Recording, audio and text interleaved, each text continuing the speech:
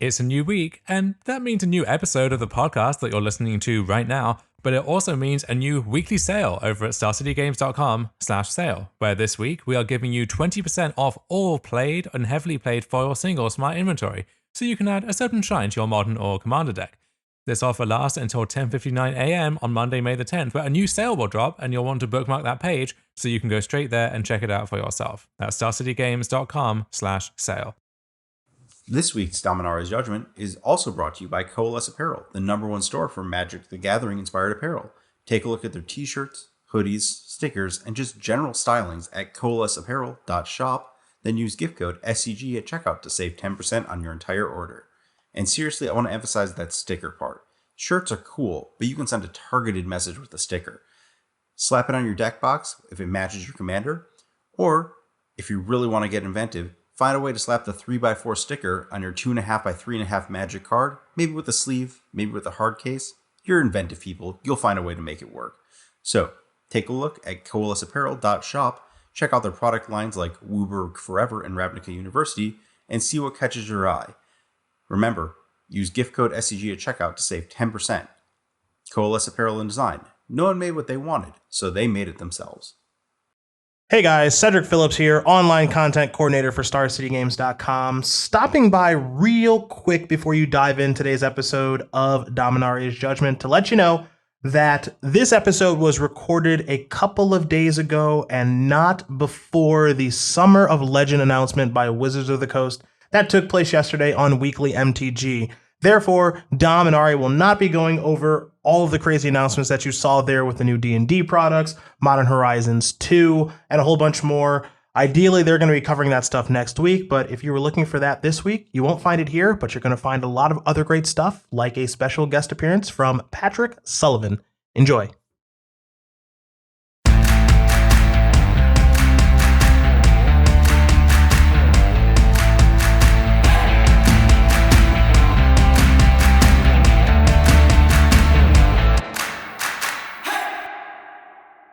Hello everyone, and welcome to episode 4 of Dominaria's Judgment, brought to you by Star City Games and hosted by me, Dom Harvey, joined always by Ari Lax. And Ari, I know it's the custom to say that every guest that you have on the podcast is a special guest, or even a very special guest, but this one I think does fit the bill this week. Absolutely, and you absolutely should shower him with all of the titular praise that he may or may not get on his other podcast. So this week we're, deep diving into yet another modern deck, Prowess. And really, who better to talk about Prowess than Patrick Sullivan, the actual factual red mage himself? Yeah, as someone who is a participant on the receivables and known and beloved among the entire Star City Games crew and fan base, for sure. Very excited to anytime we get to sit down with him and pick his brain. So we'll get to that quite shortly. But first, we thought we'd get through just some of the developments going on in the format at large this week. So this weekend on Magic Online, we had the showcase playoff or qualifier event, I guess you would call it. And this is a big deal. In terms of events taking place on the platform, this is the highest stakes things going, because this qualifies you for the actual Magic Online Championship Series on the marks, where the min cash that you get for showing up is $5,000 with a lot more on top if you do better. You get a Pro Tour invite coming along with that and some other prizes too. So there is a lot to play for. And these are small exclusive events where to qualify for these, you had to top 8 one of the showcase qualifiers in the respective format. So this is a small, I think 24 person or thereabouts event, and anyone in that tournament has already demonstrated a prowess of some kind in Modern already. So if you want a snapshot of what the format looks like at its highest level right now, this is as good as it gets.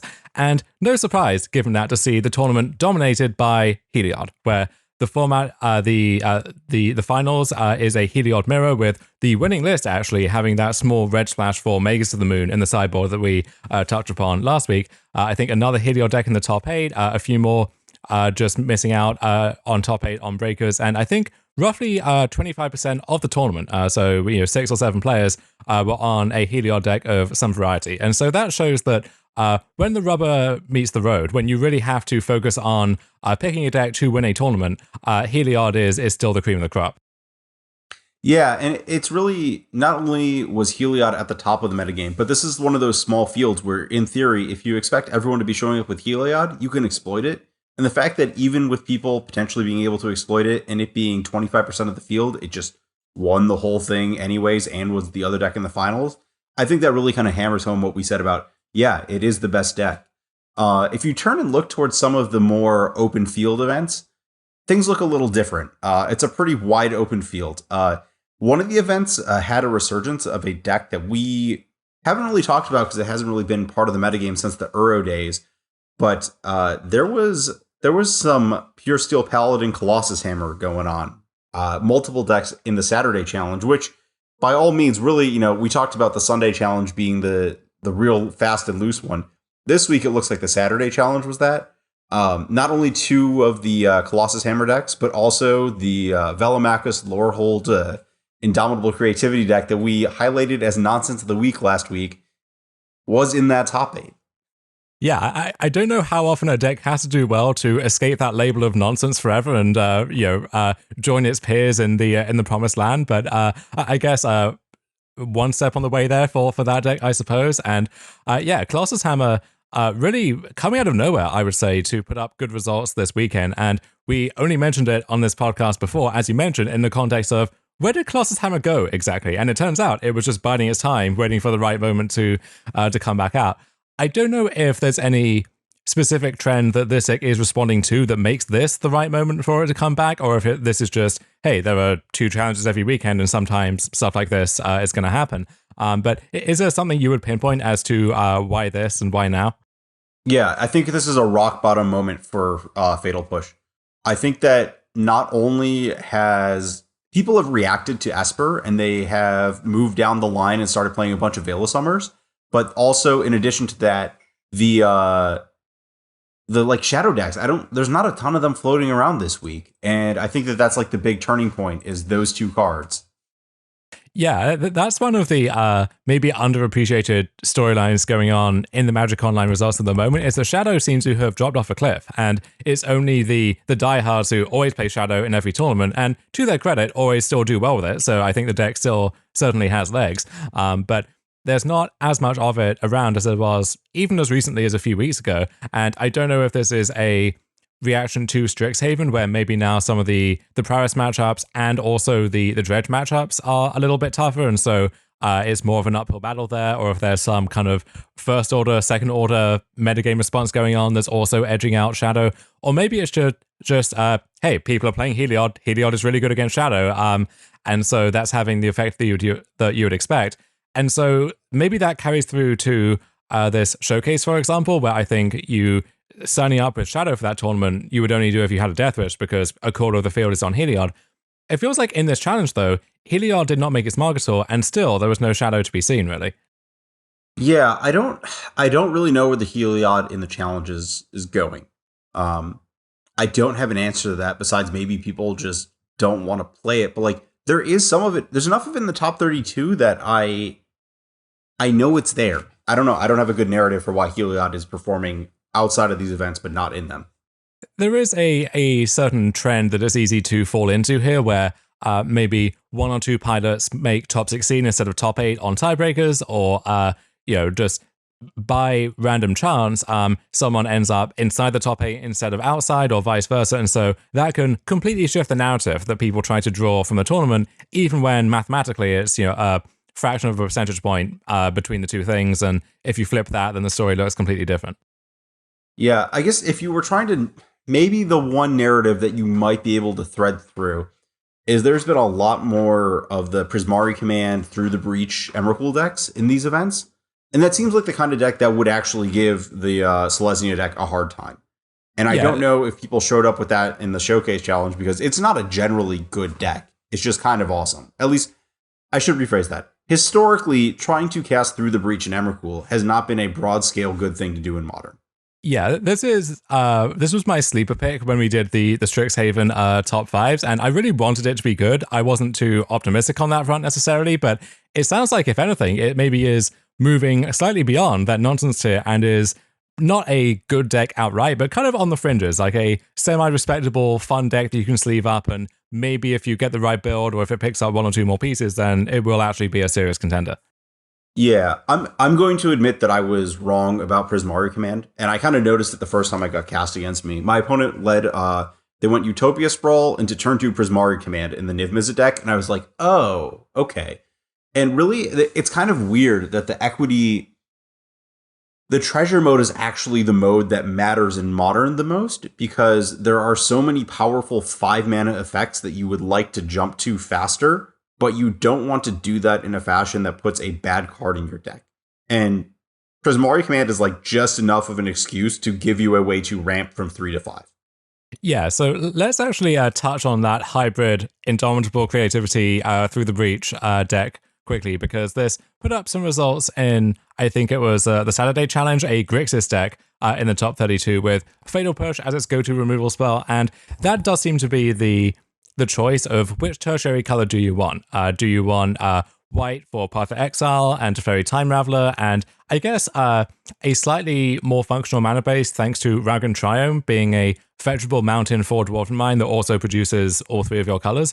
Or I guess you could work green into the mix as well, building off the same framework as this Fires of Invention, Valormakers Time Warp deck, but being a lot more realistic about things, I would say, where in the Team of Colors, you get your on-color Triome, you get your choice of Explore and Gross Battle to jump to that crucial 4-mana, 5-mana point, and then also some additional cyber cards as well, if you want them. But either way, you're basically an Izzet core with Lightning Bolt. You can have stuff like Remand if you think that that's a playable card in Modern at the moment, or whatever your choice of stack-based interaction is. And then Prismari Command, where you really are using every part of the Buffalo, where you can either draw 2 and discard 2 to dig for your 2 combo pieces or your 1-card combo in the case of Creativity.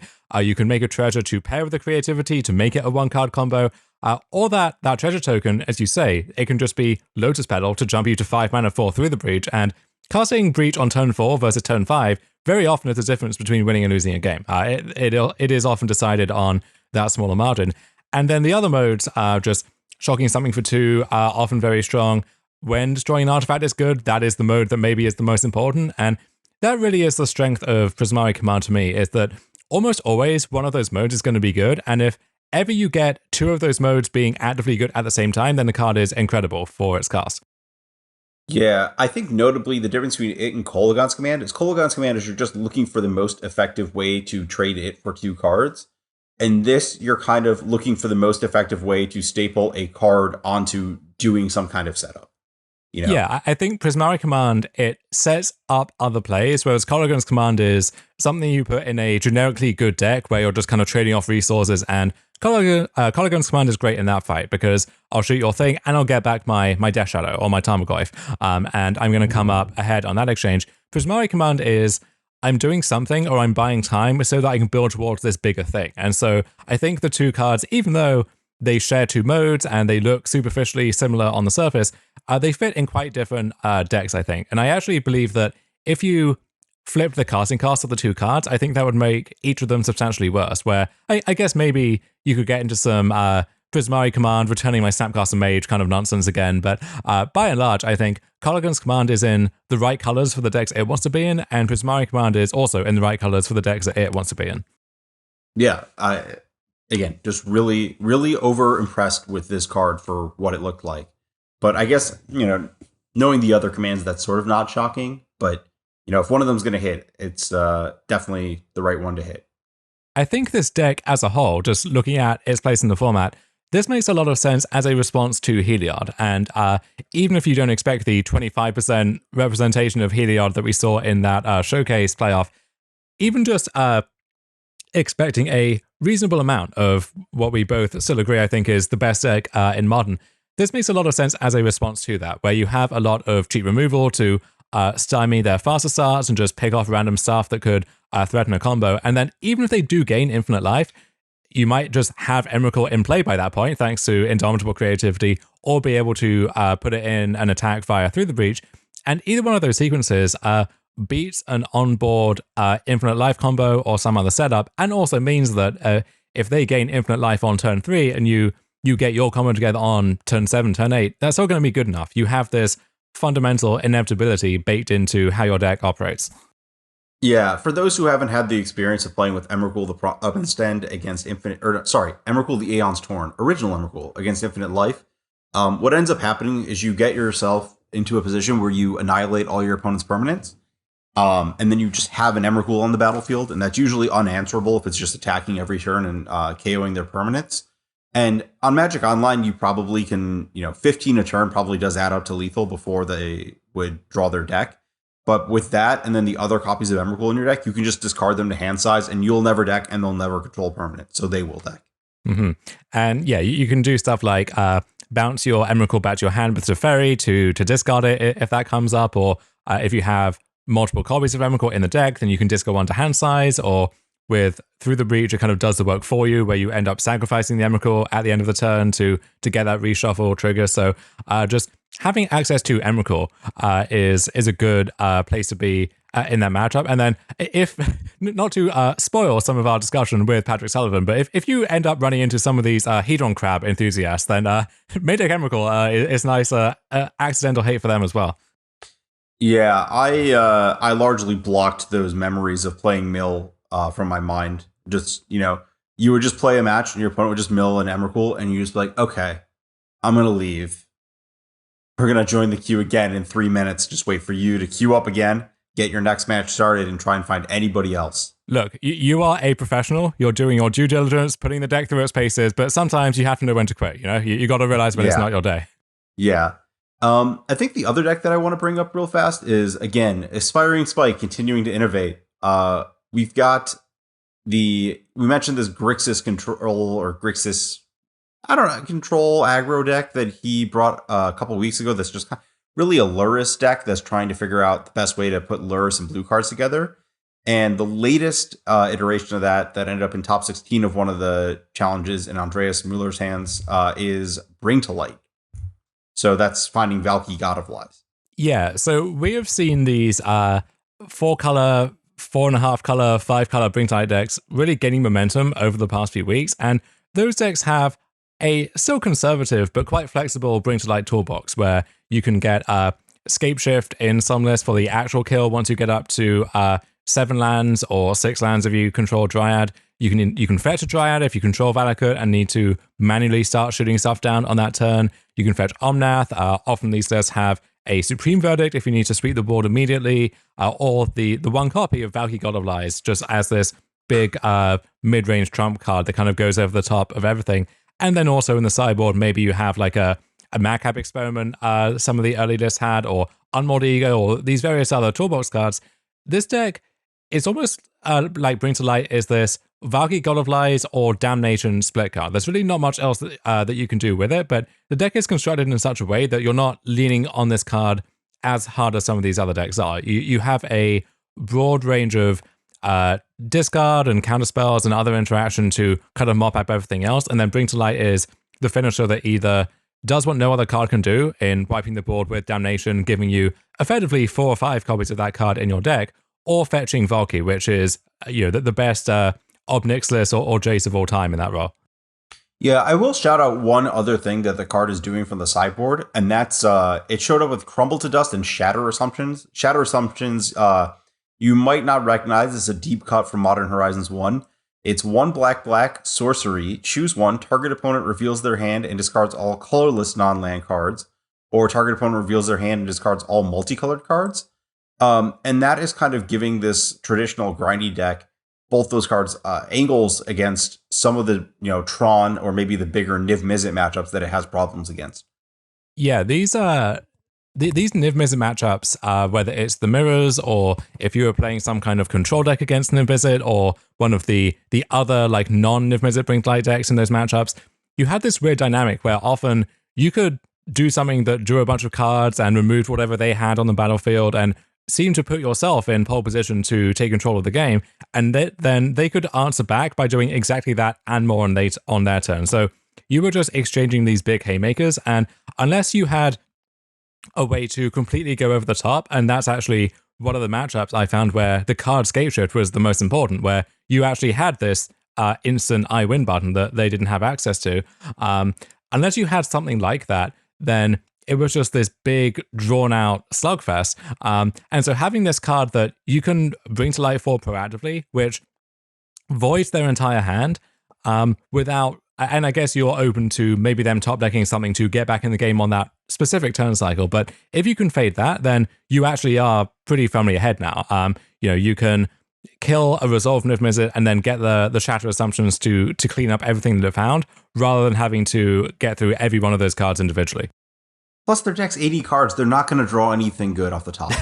They're going to draw one of the 2 Birds of Paradise that is in there for some inexplicable reason, or, they'll draw an Abundant Growth into something else, but not be able to cast that because all of their cards are super expensive. So, yeah, maybe your odds there are better than I'm giving them credit for. Yeah, I think we've about covered the last weekend. It feels like the format there's nothing super unexpected. Some of the fringe decks that were popping up before have kind of established themselves as, solid tier 2 players. But no like big upheavals of the metagame. And I think that's pretty good. I don't mind the place the metagame's at right now. There's, we listed all these decks. There's probably like 10 to 15 decks that if they want a challenge on a weekend, I wouldn't be shocked. And I think that's a perfectly fine place for Modern heading into what is, a couple stable weeks. Before the possible earthquake of Modern Horizons 2 reaches us, which we definitely plan to cover in some detail. And this is great timing for us starting this Modern podcast a few weeks or months in advance of that. But I think what the plan there is going to be is we'll have an episode before the spoilers are due to start, just looking back over Modern Horizons 1 and what worked there, what didn't, what led to improvements to the format or problems in the format, and what maybe other lessons that they can or should have learned from that whole experience, and then using those to frame our expectations for Modern Horizons 2, which will be only a few short weeks away at that point. And then, of course, as we start getting those preview cards in, we'll be in here every week dissecting those and analyzing their possible impact on the format. And we have a few weeks before that's due to start. I don't think we have the exact timing there, but we'll make sure we fill those weeks in with something interesting as well. But as you say, for the most part, it seems like Modern has settled into this kind of stable equilibrium where you have the established decks at the top, and then you have some kind of second tier contenders, which on any given day could spike a tournament, and then all of the nonsense of the week floating around on the outside, which we'll get into at the end of our episode today here.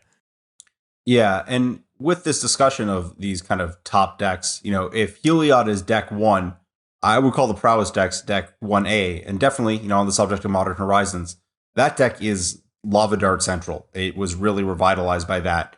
So I think, it's probably a good time to kick it to an ad break and then get Patrick on and start actually talking about some red cards. If you are looking to sell your Magic the Gathering cards, it's never been easier than with StarCityGames.com. Make the best of our 30% store credit bonus and the fastest turnaround time in the industry when you use any of our 4 simple ways to sell located at StarCityGames.com/sell. You can check out our buy list, box up your cards and send them our way with the Ship and Sell program. Come on into the Star City Game Center in Roanoke, Virginia for that personal touch. Or if you have everything, 500,000 cards, you want to store and you want to do some bulk, we'll come to you. And seriously, when we're talking about these large collections, Star City does mean they will come to you. The list of places goes from Ohio to New Jersey and elsewhere. Like, seriously, I've driven from Ohio to New Jersey. That is not a short drive. So head on over to StarCityGames.com/sell, that's SELL, for more details on all these great options, and maybe clear up a little space in your life for your next project, even if that happens to just be even more Magic cards or another Commander deck. And we're back to get through the ins and outs of some of the various Prowess and Prowess-adjacent archetypes in Modern. And to do that, I can think of no better guest than, I will say, the star of the receivables and someone who knows his way around a lightning bolt, the one and only Patrick Sullivan. Thank you for having me. So you are someone who, I think anyone who has been playing Modern for long enough develops, if not a brand, then at least a strong preference in terms of either what deck or what kind of deck they like to get into the trenches with. You're someone who has been, as I said, singing Goblin Guides, Monastery Swiss Spears, Curd Apes even across the years. What was it that first drew your attention to Prowess, both, I guess, coming into existence in Modern and then maybe supplanting some of the other decks in a similar space? Well, it's a dirty little secret of mine that I'm actually not a huge fan of playing with lava spikes. Like, I do play those decks a lot, but I appreciate sort of a more, tactical approach to playing red decks. And so the prowess stuff has always been appealing to me, but it just seemed like a worse version of Burn. That changed about a year ago for me when Ikoria came out and the pre-nerf companions, Lurrus in particular, that plus Mishra's Bauble was, in my opinion, just way too powerful to not be playing. And that's when I started playing Red Prowess in earnest. Played that deck for a while, nothing super competitive, but like won a lot in leagues and stuff like that. I would recommend it, playing in competitive tournaments, iterating on the list, all that. I noticed my win rate start to decline noticeably, fall, winter of 2020. The power level of format got really high, and Uro and Omnath were specifically like not the most appealing cards for red decks to play against. After the bannings, I picked the deck back up again, and even with Lurrus being muted compared to where it was in the past, I think the deck is still very strong. How significant do you think that downgrade is in terms of Lurrus, where previously in the fully powered companion format, that was the main draw, to be in either Boros or Rakdos for Prowess variants, and Mono Red and Izzet kind of took a back seat at the time. Now you have a nerfed version of Lurrus, which in these longer games seems like it certainly can come into play, but you don't have those sequences you had back in the day, which was, I guess, a year ago now, so weird to say that, but where you could follow up, turn 3 Lurrus into Mishra's Bauble, or they would deal with the first wave somehow, and you would just immediately rebuild on the following turn. It feels like that isn't really in play in the same way anymore. No, Lurrus isn't. Before the change to companions, Lurrus was really powerful at playing the attrition game, and also plenty fine at playing the burst game, because your third turn you would play it, get a bauble back, get a prowess trigger, and like it didn't really matter what axis your opponent was working on, you could win the short game and win the long game. Now I would say Lurrus is kind of a part of a bundle of cards, along with Light Up the Stage, Abbot of Carol Keep if you want to play it, Sunbay Canyon, where you can hang around in long games even after your initial wave is sort of fended off. And Lurrus is not the most powerful thing as far as that goes, but for one sideboard slot, it's a really valuable option. And there's still, one game out of 5 or 6 where it comes up and it gets its value, and one game out of 10 or 15 where the opponent doesn't have an answer and you completely run away with the game as a result. I remember a few months ago, you were one of the few voices that I saw advocating for white in Prowess in any capacity. It seems like the consensus now is with Clever Lumomancer, that Boros shell that goes heavy on the 1-drops is the talk of the town. But if anything, my impression is you're cooler on Lumomancer specifically than most of the people who are just picking the deck up now because of that card. I still haven't done my reps to have a sense of it, or what the list, if you're going to go that way, should look like. But you are shaping up for a much shorter game. I think if the format has a lot of Primeval Titan strategies of various sorts, it's really appealing to go down that road, because those matchups are all about killing on turn 3.5 as fast as possible, as reliably as possible, and those cheap cards really facilitate quick kills. I would suspect you play a worse attrition game, your matchup against the Fatal Push, Lightning Bolt type of stuff probably gets a little bit worse. I would suspect you're worse in like the mirror, and like mirror meaning all various shells of prowess, just because the post-board games are a lot about removal and core Firewalker, and you're probably a little bit worse in those kind of matchups. But there is something to be said for speed. And the Amulet of Vigor matchups, the Tron matchups really come down to presenting kills as quickly as possible, and Luminancer helps a lot there. So I would imagine it's more about a metagame thing than it is about, which build is more powerful in absolute terms. So Lumimancer, one of the big issues with it, right, is, exposure to Lava Dart in these sort of pseudo mirrors against the Izzet and Mono Red lists that have popped up. But how has Lava Dart felt against the general metagame? Have people really adjusted to it? Is it, still kind of the most important Modern Horizons 1 card lingering around? How big of a part of the Prowess shell is Lava Dart right now? as opposed to where it might have been a year ago when people were still playing 1 toughness creatures? It is worse. I think you correctly point out in a metagame sense, and a big, uh, you know, blow kind of on the periphery that I took was when the collected company Heliod deck started moving to Utopia Sprawl instead of having a bunch of mana creatures, which really lowered the efficacy of Lava Dart.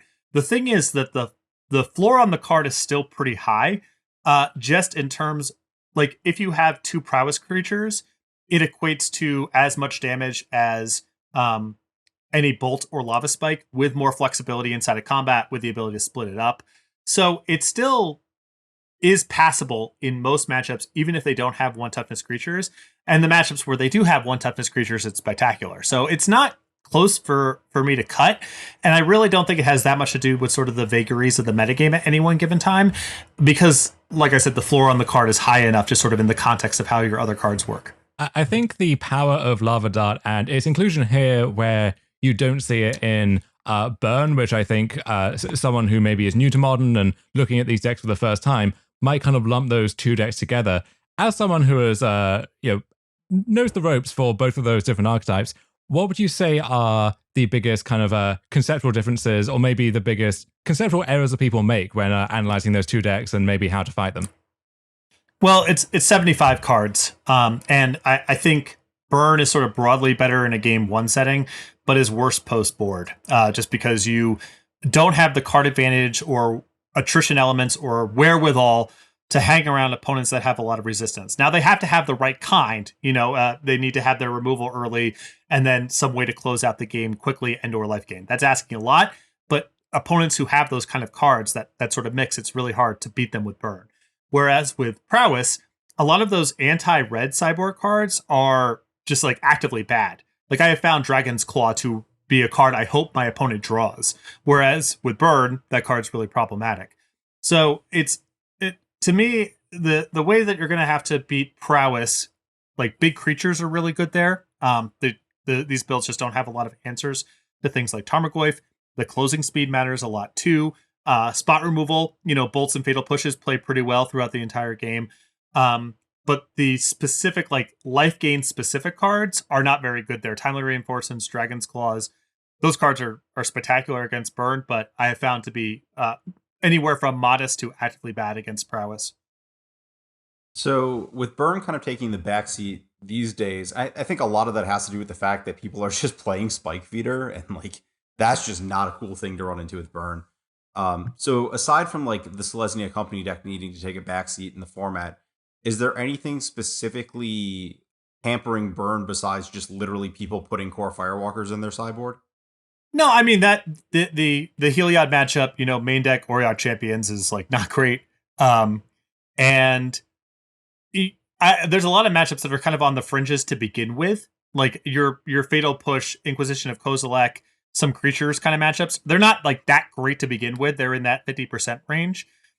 So the deck it's not like it's just an issue of the hate. There are just your run-of-the-mill matchups kind of err in the 50% range. I actually think the best hope for Burn is a Resurgence of Prowess. I have found that matchup to be very good for Burn, and if people are exploring Prowess builds that are, straight red or red-blue, so no access to core Firewalker or other white cards in the sideboard, I think Burn could be pretty heavily favored there. And I think if Mono Green Tron kind of makes a resurgence, that's good news for Burn too, because those matchups are fine for Prowess, not great, but much better for Burn. So it's possible that sort of a next order consequence of the metagame evolution would be Burn becoming a deck to pick up again. But it would probably necessitate the Heliod deck taking a backseat, and right now that's still, if not the top of the format, very near it.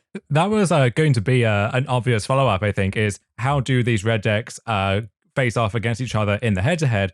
And part of that is how do the different sub-variants of Prowess match up against each other? So if you're heading into a room full of other people who are bringing Monastery Swiftspear and Lava Dart, do you want to be on the Sprite Dragon Storming Entity side, or the Clever side, or is there some other way you can zig while they're zagging? I think the build that I've been playing is about as well set up for Prowess mirrors as you can realistically get. Abbot of Carol Keep is it's a modest card. It's not really that good, but post board, something that happens is you're just sort of sitting around and trading. It's hard to get a lot of traction in the game. So you get to have the setup where you have access to Luris. So you have another card to play an attrition game. You have Abbot of Carol Keep, which if you're under no pressure to play it, will get you an extra card. You have copies of Core Firewalker, which your opponent needs to have very specific cards to play against, or else they're just buried. And you have 4 Firewalkers versus their like 2 or 3 answers, maybe, plus Luris to get it back if the game goes really long and you can set everything up in one turn.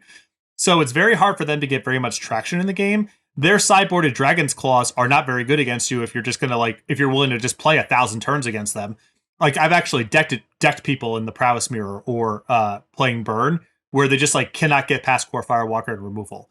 The more that you speed the deck up, and there's nothing wrong with that necessarily. Like it does improve other matchups, but the worse you are set up for the mirror or pseudo mirrors. Do you have any quick thoughts on the mono red builds of Prowess that are floating around, which some of them make some sacrifices to pick up Obosh as a companion? One of the trophy leaders on Magic Online seems to just dominate all the time with very off-the-wall builds of red Prowess featuring these a truly bizarre array of random utility lands, from Blast Zone to Radiant Fountain to, I think, Zoetic Cavern made a brief appearance at one point. So maybe that's a testament that this basic core is powerful enough that you can fill it with basically whatever else and do well. But does that shell appeal to you at all? I would not be surprised if something along those lines was the best way to handle all game ones in the aggregate, where the incentive to play blue or especially white really comes up is how good the sideboard cards are. And red just does not have an analog in power level to something like Core Firewalker or Dispel or Spell Pierce that the blue Prowess builds get access to. So, I mean, results are results. Like I put a lot of stock into someone who's regularly clocking 5-0s. That's not an easy thing to do. But my intuition is the opportunity cost is low enough to play the second color, especially because Fiery Islet and or Sunbaked Canyon are cards you can justify in monocolor builds anyway. And the sideboard cards are just so strong. In terms of the Prowess builds putting up most results at the moment, it seems like Izzet featuring Sprite Dragon and Storming Entity, and then maybe a handful of interactive blue cards in the 75, maybe some blue cantrips as well. That seems to be the go-to build for Prowess at the moment. I know, chatting briefly off-air before we started, you said that you had run that build through its paces and had a few thoughts on that yourself. Well, the blue cards are really appealing, and Storming Entity in particular is very, very strong in the removal matchups because Fatal Push doesn't touch it, and if you have mutagenic growth or a mana left over, your opponent can't bolt it, and it kills really quickly. So there's a lot of just very common cards that your opponent has game number one with the expectation that they can handle beatdown decks that do not work against that card specifically. So you get a lot of win equity there. The other interesting thing about the deck playing blue is the access to expressive iteration, which is better than Light Up the Stage in a number of respects. Being able to play pre-combat, post-board, you get into spots where your deck is a lot of removal. And so Light Up the Stage actually gets kind of awkward because you can functionally brick. That's really hard to do with iteration because you can just take the land, pick up the removal spell, and you can wait for them to play something. Not that this means that Light Up the Stage is bad or anything, but iteration does a lot of smoothing and a lot of efficiency in a way that Light Up the Stage sometimes doesn't. The deck felt a little bit clunkier to me. And I mean, once you're talking like you have ops in your deck, you are kind of burning through mana in sometimes in spots that aren't super efficient. You're more sensitive to having like 2 blue dual lands on turn 3 to do certain sequences where the white build really doesn't have those kind of issues. And you don't have a sideboard card as analogous to Core Firewalker in terms of how good it is in its like appropriate matchup. So there is like some cost. I'm not here to say it's a strictly better build, although, I think that it's very different to play. And my reps with it reflect that I'm just like not up to snuff just yet. But the blue cards have their merits. Vapor Snag is really nice and gets you out of some problem spots where, mono red or red white really struggles, especially game one. It gives you some play against Heliod in spots where red doesn't really have it. Against Tron, it has its spots. So that's a nice pickup there. But there is something to be said for the efficiency of the sort of the more mono red builds.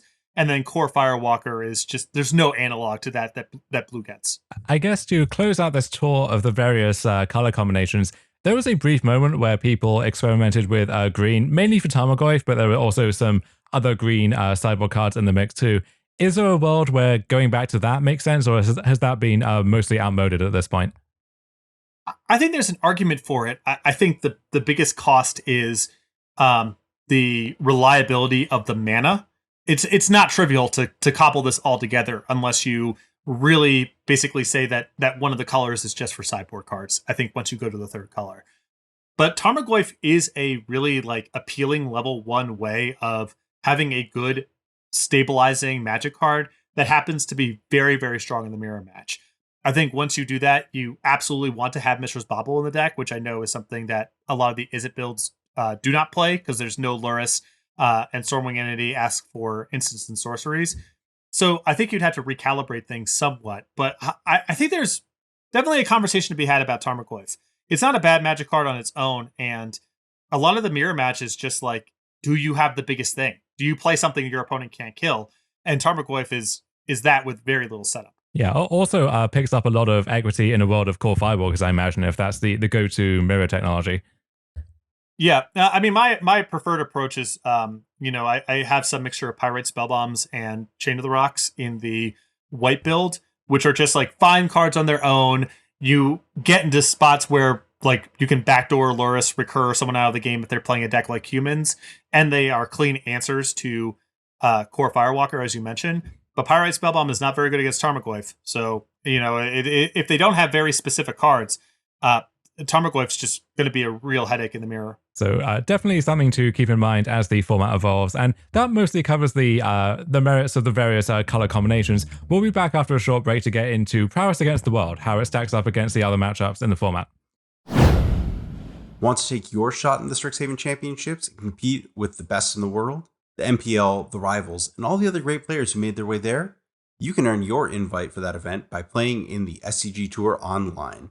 Not only are those invites to the Strixhaven Championship available for the winner of each qualifier, there are thousands of dollars in prizes, tens of thousands of MTG Arena gems, and MTG Arena Qualifier weekend invitations. That's right. Even if you don't win it all and take home a Strixhaven Championship invite, you can lock up one of your monthly MTG Arena Qualifier weekend bids via the SCG Tour online. Skip that sweat of just staring at your mythic rank on the last day of the month, hoping it doesn't fall from, 900th to 1400th.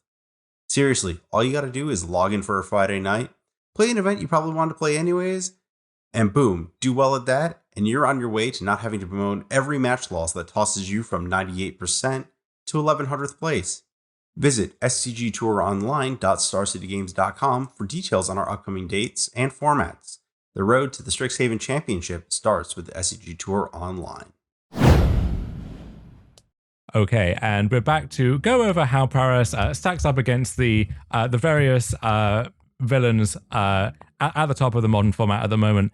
I think some of the matchups have been covered in fairly extensive detail in general, so Prowess versus Heliod, for example, and we can circle back to those in due course.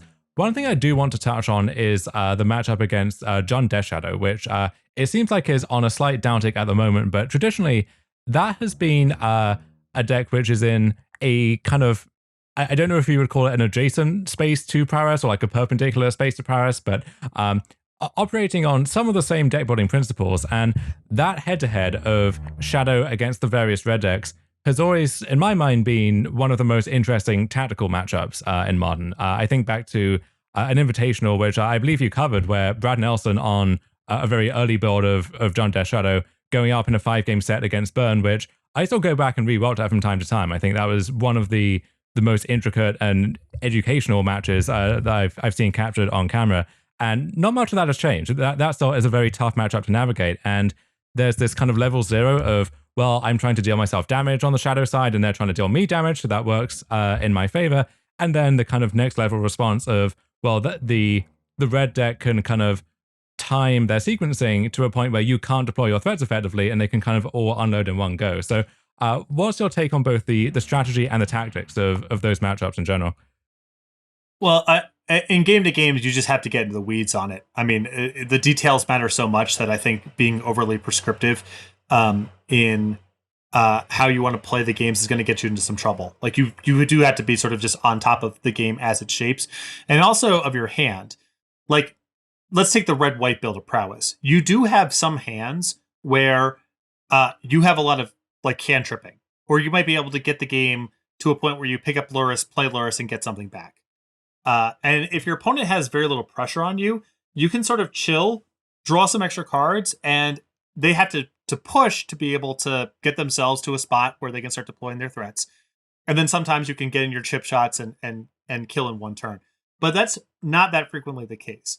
The other thing is you can get really hung up on the life total, but also if you play a long enough game, if you just sit there and saying go, Fatal Push plus Snapcaster Mage plus Lightning Bolt plus Kolagon's Command, like you can just lose to those Gurmag Angler, some people still play. You can still lose to those cards if you're not putting them under that much pressure. So as a heuristic, I would say I prefer to err on the side of being aggressive, like not just dumping out your whole hand and putting them to 4 and letting them to play a shadow and kill you, but not, holding back attackers on empty boards, that sort of stuff. There are moments where that's appropriate, but you have to respect kind of their full 60. And if you spend all time trying to keep them off of Death Shadow and similar cards, removal, card drawing, Snapcaster Mage, Tarmogoyf, you can lose to that stuff just as easily. So there's still a burden on you to be aggressive, but there are some times where it's appropriate to pump the brakes, kind of depending on the details of the game. Has the addition of Scourge of the Skyclaves changed anything there? Where now, instead of 4 Death Shadows, they effectively have 8, but this additional copy comes with some extra requirements, which maybe affect the dynamics somehow?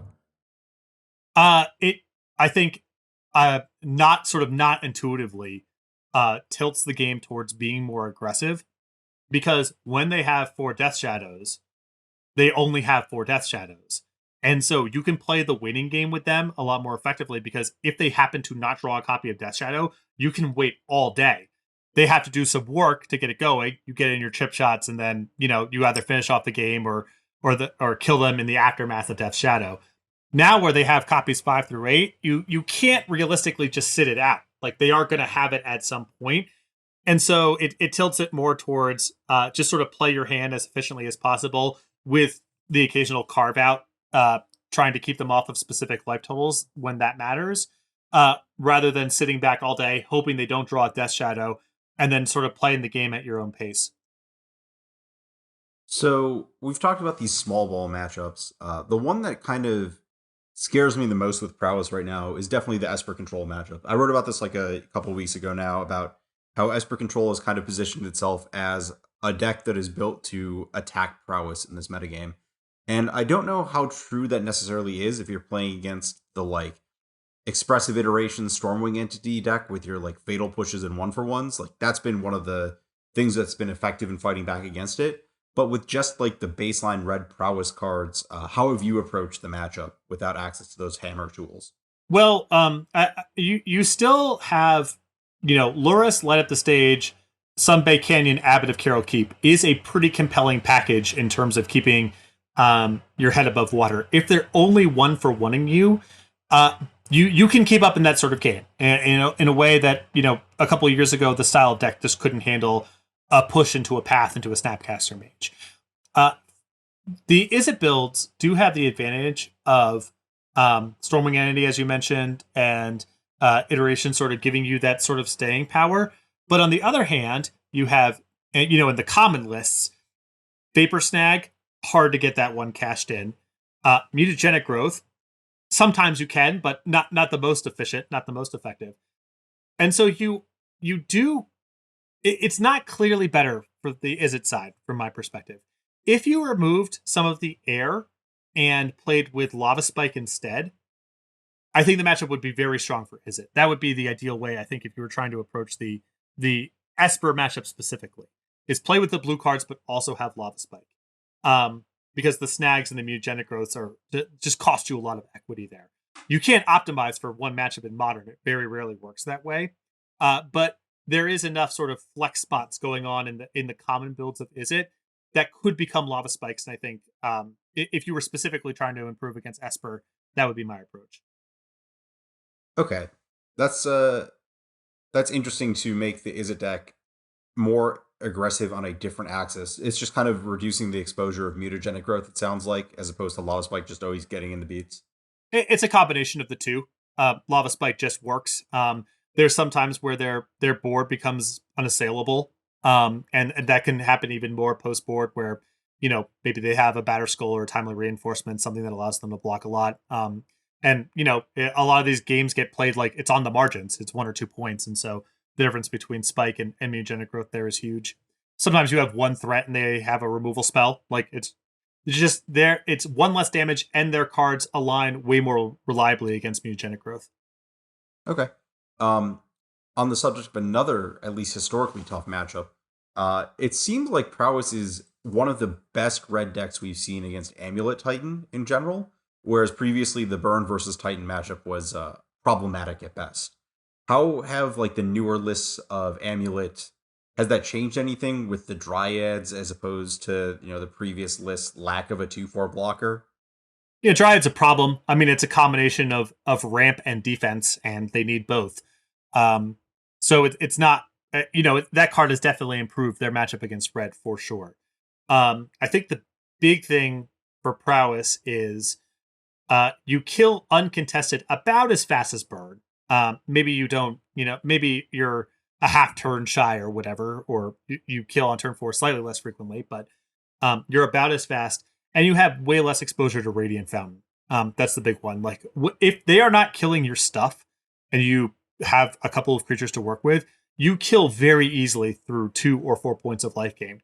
The same thing is not true of Burn. And so a lot of how Amulet Titan deck sideboard is, they have an extra copy of Radiant Fountain and maybe like an engineered explosives or 2, something like that. And Prowess is just much better equipped to fight that sort of setup. Arboreal Grazer blocks a little bit less effectively because it's really rare for Burn to Lava Spike someone down from 20. You need your creatures to be kidnapping at least a little bit. And an 0/3 is really good against your 2/2s. Prowess can easily just turn that into a chump blocker. So the matchup is still not great. Like I'm not excited to play against Amulet. But it is one of the selling points for Prowess compared to Burn, is that I think your Amulet matchup is much better. How about the various like 5-color piles? Those seem like a matchup that Prowess is like shockingly well set up to exploit because all of their cards tend to cost more mana than your creatures. Yeah, but that matchup's also very strong for Burn. I don't think that's like an inflection point necessarily. Like they might have a couple sideboard cards that are really good against you, but your Skullcracks or Paths line up against a lot of that stuff. I would actually say I would rather be, if we're isolating it just down to Burn versus Prowess, that's that type of matchup where I'd rather be playing Burn. Just because any hiccup you capitalize on really reliably. And Prowess, like sometimes you get some hands that take a little while to get off the ground. And the 5-color deck can actually keep its head above water and then start leveraging better plays. Those matchups I think are pretty strong across the board for red. But I think Burn's got kind of the better side of that one. Touching briefly on Dredge, which was the talk of the town coming out of Strixhaven thanks to Thrilling Discovery. Thankfully, I will say for any kind of red mage, that deck seems to have not lived up to that initial hype for now, but historically that has been a very tough matchup, and even more so these days. Do you like paying some amount of respect to that matchup, or do you have to kind of go all the way or not at all? Can you afford to take any half measures? Well, the Izzet list that I copied has 1 Lantern and 2 Relics, which is a fair bit of equity. I mean, those cards are just like pretty good, and if you're doing anything else, you can win a good percentage of the time drawing one of those cards. When I was playing the Luris builds, I did have pre and post Strixhaven have played with Tormod's Crypt. I think the sort of additional versatility of Relic or Lantern or any of those cards is not as good as costing 0, especially when Luris is part of the equation. And I think your game 1 there is really bad by and large. If they have any sort of hand, they gain life, they flood the battlefield. You're not going to be fast enough to get through that. But I found a good draw with Tormod's Crypt is really hard for them to beat from the sort of red-white builds. I would imagine the same thing is true of Izzet and any of those 1-mana cards. But I think it's still a deck worth respecting, especially if you're talking about Lantern and Relic. Those are cards that can kind of come in, like you're playing against Esper. They have a little bit of graveyard stuff going on, and you have this air in your deck. Good. Bring in a little bit of that stuff. It's fine. Doesn't really cause you any harm. Tormod's Crypt is a different animal. Like you do have to really mean it. But I think the graveyard decks are good enough, and Tormod's Crypt represents so much equity in those matchups that if you're doing the Luris thing, I think it's still worth having, at least one copy, probably two. Okay. That definitely checks out. The faster card is always better against the dredge deck, so they start to really improve. Any advice for the Eldrazi Tron matchup besides don't get chaliced on two? I mean that's one of the strongest arguments for playing Is It. You actually have some game there. Way more of your equity is tied up in 2-mana spells. Stormwing Entity is the type of card where even if you're locked under Chalice, your cards still do a little bit of lifting. And the blue-red builds just sort of scry and look at more cards, so you can sort of smooth out, hopefully, some of your 1-mana cards as the game goes on. There's not a great answer to it, because it's not just about Chalice. Thought-Knot Seer is one of the best cards against red in the format, full stop. Even things like Matter Reshaper are, if you're attacking on the ground, are not the most pleasant cards to play against. So matchup's bad. I think the blue builds of Prowess have more game there. And if Eldrazi Tron is a big part of your metagame, then I would play blue over white. But if Eldrazi Tron's a big part of your metagame, you should probably not play Prowess in the first place. That's fair. It's always a sad day when Matter Reshaper is listed as a problem card. I know. I guess. Yeah. That card has a history of being a giant relief to see cast, and anytime that you're letting them draw that card and just get excited about it, it's a huge upgrade to their deck. Yeah. So I mean, everything matters. That's I think that's the thing that people don't respect enough about Eldrazi Tron when it comes to these red decks. It's easy to get hung up on Chalice. They can beat you very easily without it. Thought-Knot Seer is a close second in terms of cards that are good against red in the format. So not a lot to be done in the matchup. Your fast draws with a Path or a Vapor Snag or a Flyer sometimes are good enough, and if they're not mulliganing aggressively and kind of keeping shaky hands, those hands can get it done, but it's not a good matchup, and there's not an easy solution to it either. Yeah, it's also kind of disappointing because their deck is really stagnant. They don't really have a sideboard due to Karn, so it's just they're just going to go heads up anyways. Yeah. So I guess to round out at the top of the metagame, we've got the Heliod matchup. And at least from the Heliod side, I've kind of just described it as your goal is to just brick and kill as many creatures as possible, because at some point, if the game continues, Heliod is going to be on the battlefield and you're going to win. From the Prowess side, what are your main tools to combating that? Well, it depends on your build. If we're talking about the white builds or the splash white builds, your biggest tools in the matchup are Lava Dart and sort of your early removal, keeping them off balance, having Crash Through as a way to punch through a ton of damage when Oriot Champion is locking you out, and leaning on the fact that they are playing just like a lot of Grizzly Bears and Grey Ogres along the way. If they don't have Heliod, and they don't have Collected Company or don't spike anything big off of Collected Company, they have, their secondary cards are not very good against you. You can beat those cards pretty reliably. The problem in the matchup is, one, their stars are really good. Heliod, even absent the combo, can do a lot to make the battlefield really hard to navigate. Along with Oriot Champion, you can sort of fortify and then win the game whenever you feel like it.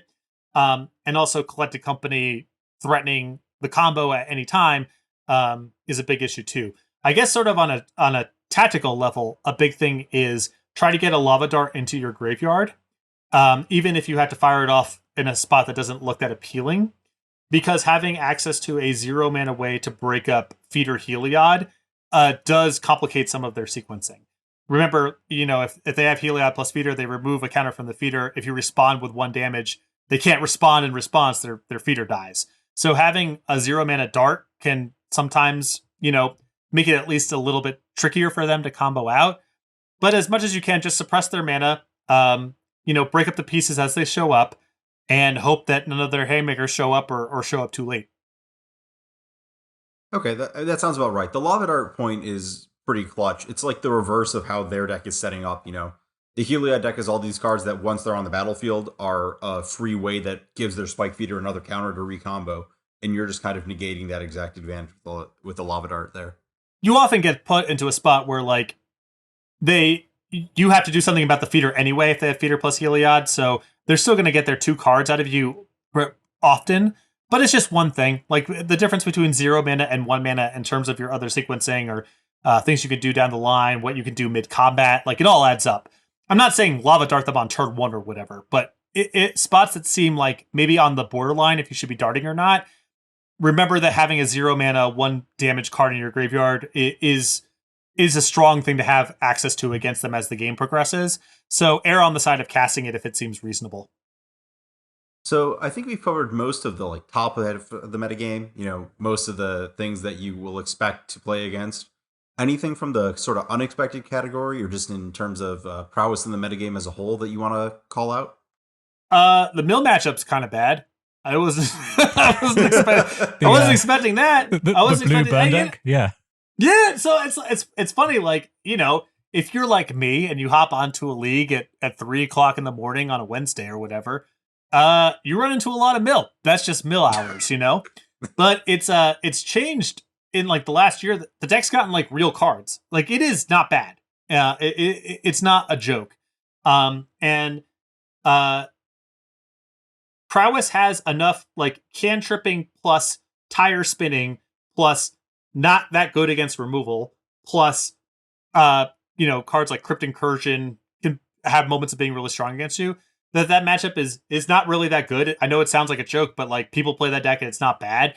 That's a spot where Tormod's Crypt plus Lurrus can be useful kind of on both ends because they use their graveyard. They're also counting yours. But just a thing to keep in mind. I don't know if there's like a single card I would point to of, if there was a bunch of mill, that's the thing I would want. It hasn't gotten to that point, but the deck's starting to pick up a little bit in popularity, and the matchup has not felt good for me. Whereas when I played Burn, it's like, oh, this is a joke. Like, they don't win fast enough. Their reaction doesn't work the right way, whatever. But Prowess, I think, is like probably below 50% in that matchup if with 2 players of like even skill level. Is that a spot where you can do what every other deck tries to do and cheese them out with the one sideboard Gaia's Blessing or some big Eldrazi that you can't possibly cast, but it just needs to be in your deck? Or does that not address what fundamentally is going wrong in the matchup? It's the latter. I mean, they can kind of win at their leisure past a certain point. And if you can literally not cast your thing, then it's just time.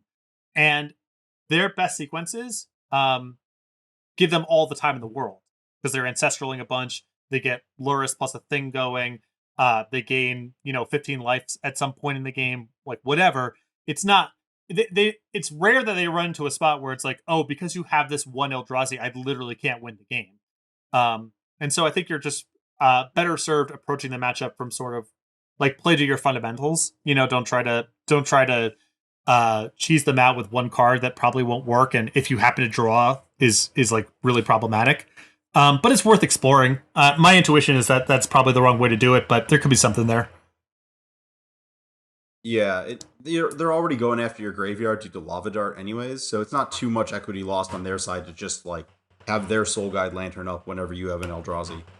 I mean, the combination of like your prowess, no matter what your prowess deck looks like, you have 12 to 16 threats in it, and you have Lava Dart, means that their surgical extractions already have some play to begin with. Like, they should probably be kept in their deck. And once they still have surgical extraction, it's like, what's the odds that your Eldrazi or Gaia's Blessing actually works? Seems pretty unlikely. Yeah, it's a gain 20 cards, but you're going to lose because they're going to mill 80 after fatal pushing all of your creatures and then drawing the rest of the deck. Right. Yeah.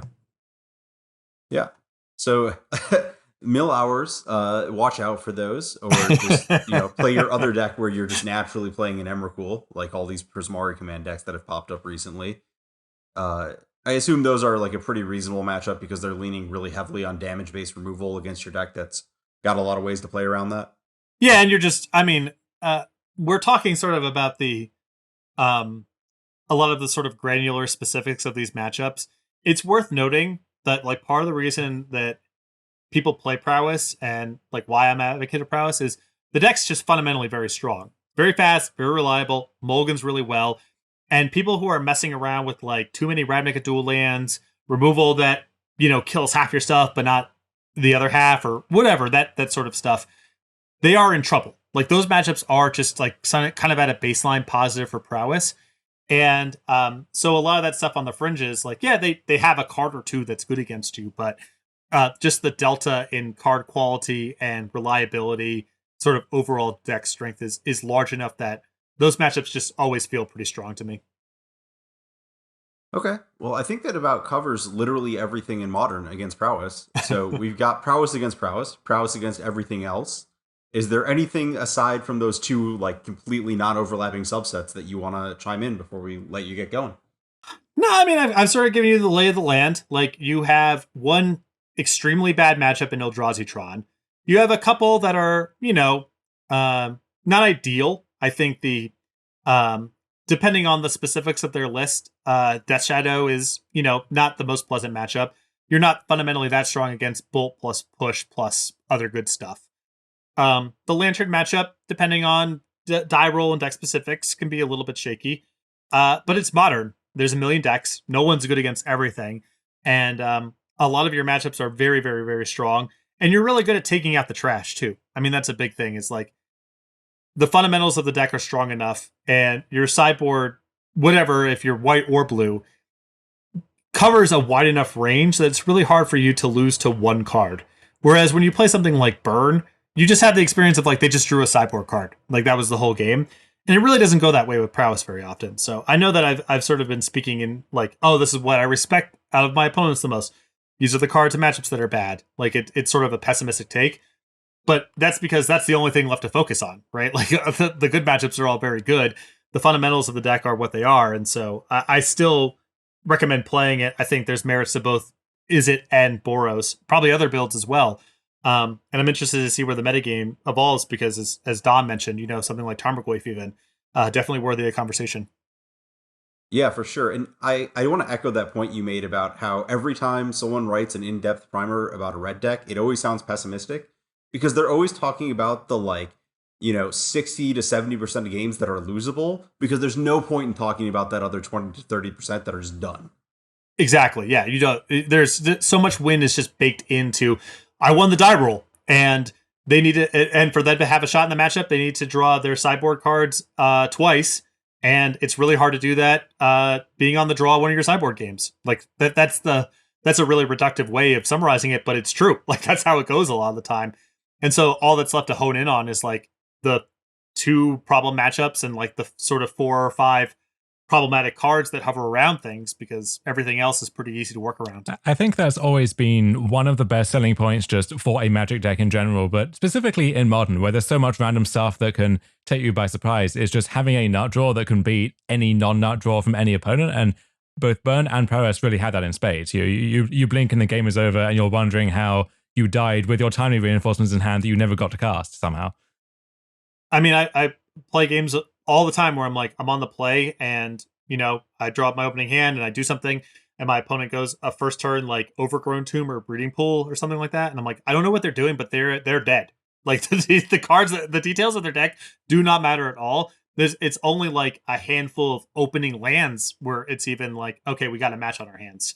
You can always take that to the extreme where if there was a card that was 5 or 6 mana, you win the game with no other text, no other conditions to it. I don't know if that would be a good card against most of the red decks in Modern. Well, it would be nice insofar as you would be like the cards that Burn and Prowess ask of you are sort of different, and being able to collapse into one thing maybe is valuable. But I understand the point you're making. Like you just don't have that kind of time, and you don't have room for sort of the dead weight.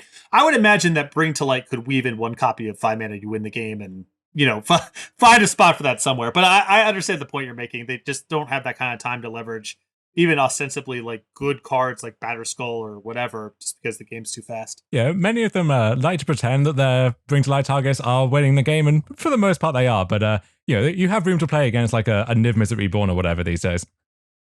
I found a lot of my opponents getting an Omnath.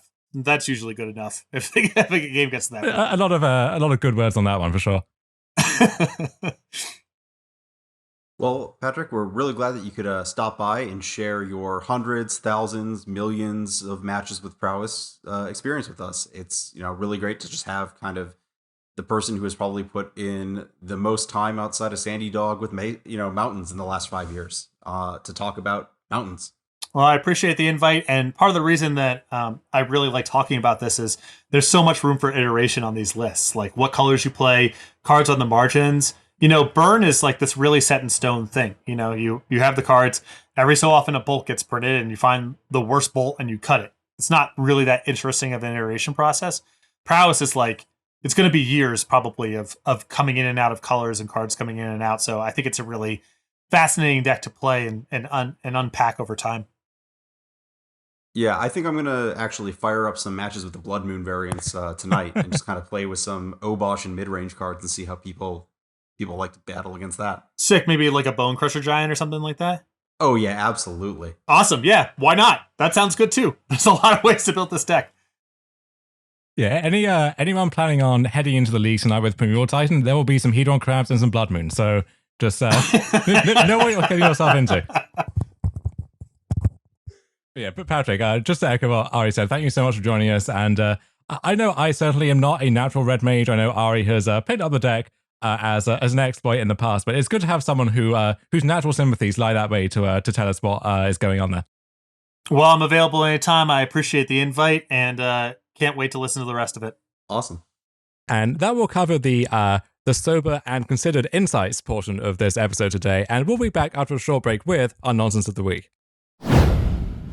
What's up, everybody? Cedric Phillips here, stopping by real quick to let you know about one of Star City Games' newest podcasts, The Receivables, hosted by yours truly, alongside my partner in crime, of course, Patrick Sullivan, where the two of us discuss Magic sets, both past and present, from top to bottom. On every episode of The Receivables, you're going to hear us talk about the facts of a set, the mechanics of a set, the cycles of a set, the boring stuff, before we get into some crazy stories of when we were playing Magic during the times that the set was legal. We've got a ridiculous award show where we give out awards like the Char Rumbler Award for weirdest card in a set, the Oko Thief of Crowns Award for best card in the set, and a whole bunch more.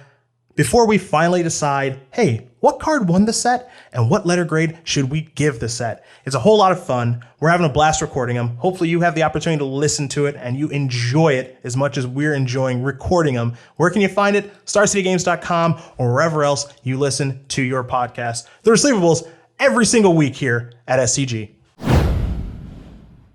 And we are back for the least informative, but also in many cases the most exciting portion of our episode this week, Ari. And that is, of course, Nonsense of the Week. And I must confess, I was getting a little worried when we got to, the end of Saturday and it seemed like nothing too spicy had popped up. And we might actually have to dig deep and really trawl through the league decklist dumps to find a good candidate here. But luckily, the results came through at the 11th hour, and we have a fertile crop of nonsense to sink our teeth into here. Oh, yeah, absolutely. The Sunday, 1 through 8 was pretty solid, but the rest of the metagame carried through. And I specifically saw a deck here that I had kind of been kicking around thinking about that I really wanted to talk about here as Nonsense of the Week.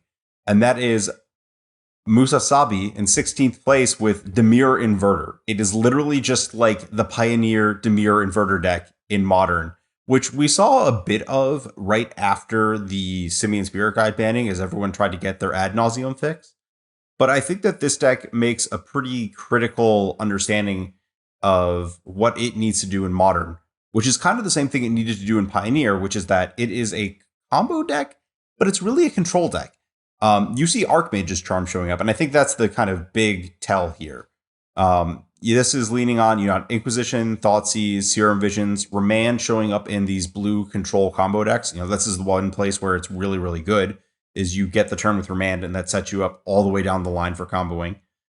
In Modern, because you don't have access to dig through time, because that's just not acceptable, Relic of Progenitus is taking its place, and main deck Relic is just like a pretty classic pseudo-controlling or mid-range hate card that has popped up from time to time in the format. I think that now is a pretty good spot for it, with Dredge and Luris and a bunch of other stuff on the upswing. So I am really impressed with where this Dimir Inverter deck kind of sits. And the one other thing I really want to call out are the sideboard Sedgemoor Witches. I think that the role of this fast finisher in Dimir decks is exactly what you want Sedgemoor Witch for. Where previously, like a lot of the options were things like Thief of Sanity that just die. Sedgemoor Witch does not really just die. Often it's pretty easy to cast it, make a pest, maybe make 2 pests, force your opponent to take 3 to bolt it. And it's just like a lot of equity out of 1 card.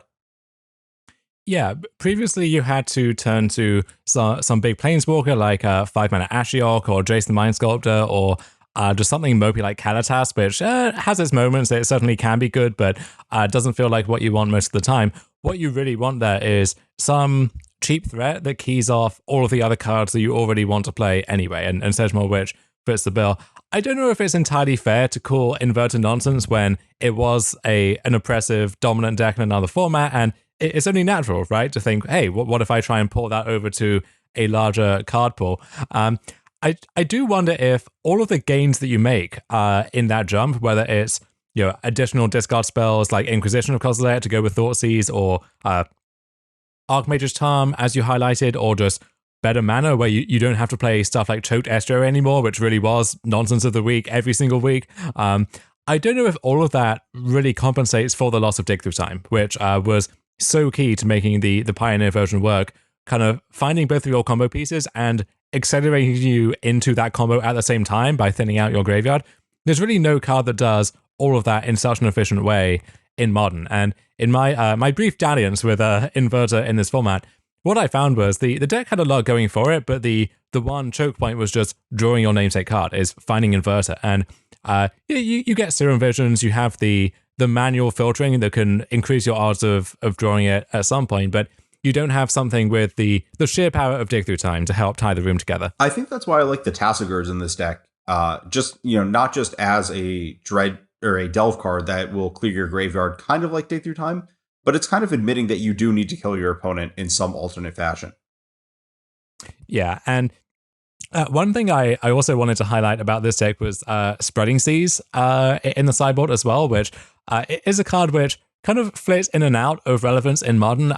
And you think of it mostly as, well, if my opponent is trying to assemble Urza's Tower and Urza's Mine, then disabling one of those is going to set them back a fair way. But I found that it's actually, at its best, strangely, against these very low-curve, color-intensive aggro decks. So something like Death Shadow, for example, their entire gimmick is I have the lowest curve, basically, of any deck in the format, which means all of my spells cost colored mana.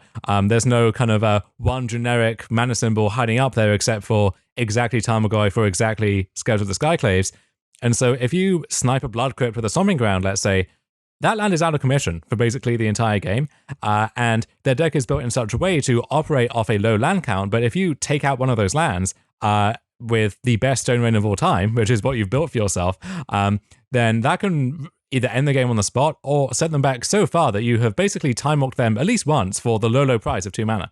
Yeah, I'll also note that it destroys Utopia Sprawl, so I would probably sideboard that card in on the play against the Gruul decks. And then another thing that's important about this is one of the issues with the Dimir Inverter deck is that as you add cards to your graveyard, it becomes progressively harder to combo. And this is like a cantrip, like something that you do that doesn't go to your graveyard, but does something and cantrips. So that's kind of a really important package. The Pioneer decks had the Omen of the Seas for this exact reason.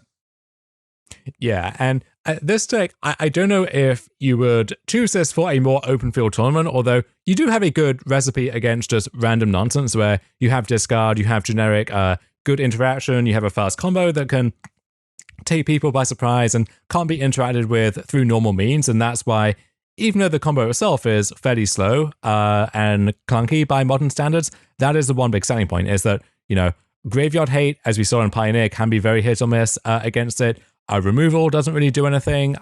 You can try and fight it in the hand or on the stack, but that's much harder to do than just, pointing a lightning bolt or a fatal push at something.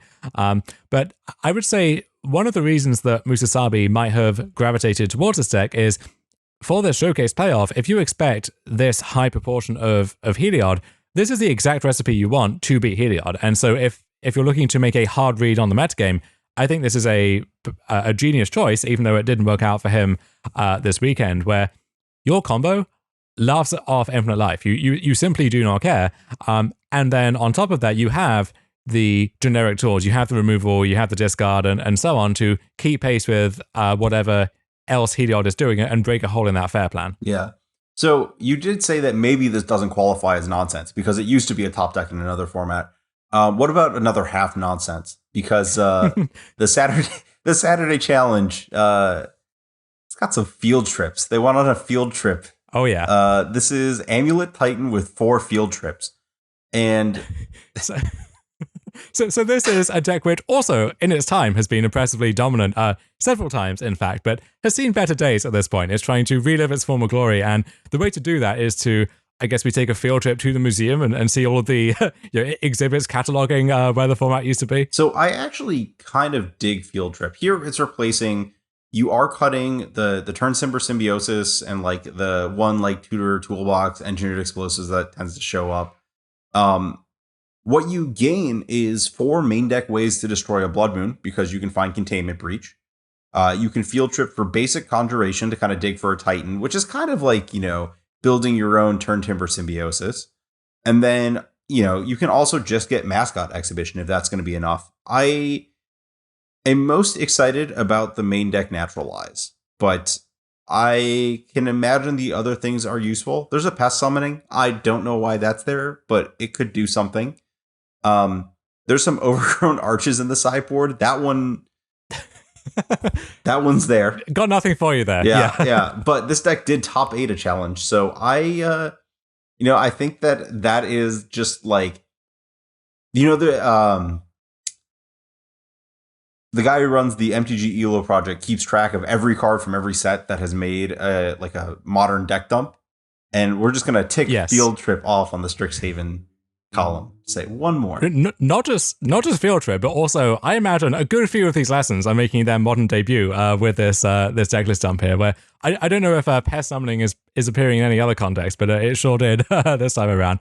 But for Amulet, it's almost like the opposite of Eldrazi-tron, where if that deck is Chalice of the Void and 56 other cards, Amulet these days is 56 cards, which are basically locked in, and then 4 of something else. And so that can be stuff like Turn Timber Symbiosis or some of these Talaria West Toolbox cards. In other decks, it can be Khan the Great Creator, and then that opens up its own sideboard toolbox itself. But none of those are really a firm direction that the deck wants to take. And so you can kind of just fill out the deck with whatever other nonsense you want, and the basic core is powerful enough to do well, but that also means it's fertile ground for experimentation, right? Where you can try a lot of this wacky nonsense, and probably it's just going to be a gimmick which doesn't show up again, but maybe this is cracking the code for where the deck needs to go. And I would say I don't know if if I'm optimistic that this is going to have legs long term, but I love the moxie that goes into trying something like this, and of course just top 8ing a tournament with it very casually. Yeah, it's a nice scoreboard, and we have said that one of the issues that Amulet has solved lately is just drawing the tutor cards, so your deck just gets to remain all good cards to draw with your tutor cards hiding in your sideboard. That is fundamentally cute. The other thing too is that the deck can't really afford to sideboard that much because you need a certain raw quantity of lands. You need all of your basic combo pieces, so you need your Titans, your backup Titans, and then Amulet and the various extra land drop effects. And that doesn't leave much room left over other than in those exact flex spots to add in sideboard cards to your deck. So bearing in mind that the sideboard slots here are less at a premium than they are elsewhere, that's why I think you can justify the Khan package so easily. Also why you can justify a field trip package so easily if you're so inclined. Yeah, I can't say I will be playing with this deck, but if it starts showing up more, I'm going to be excited. I've got us covered on that one. I will put this one through its paces. And with that closing thoughts on this expedition into Amulet Titan, I think we're about done for the week. I'm Ari Lax, as always. You can find me at ARMLX on Twitter, or you can find my articles at StarCityGames.com, usually on Mondays. I'm at Dominaria on Twitter. You can find me on Star City Games every week these days, usually on Wednesdays. And of course, Patrick is gone now, but you can find him on the Receivables as the star/guest/co-host every week. and also his articles and Sullivan Satchel and so on Star City Games every week as well. And we'll see you all next week for more Dominaria's Judgment. Take care.